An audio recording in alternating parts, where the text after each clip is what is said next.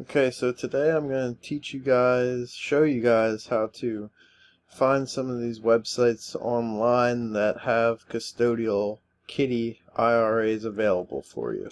Okay, so what you're going to want to do is go into the search bar on Google and type in, "Where can I open a custodial IRA?"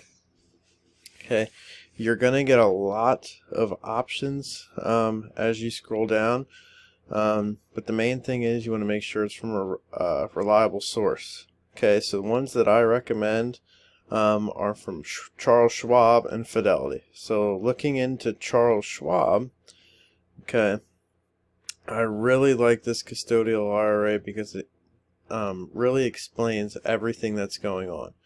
Okay, so up here, if you have custodial IRA, you could download the application.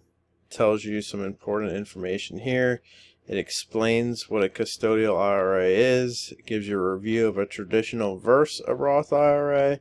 Talks about advantages, fees, benefits, common questions you have, and then again how you can take that next step and download a custodial IRA.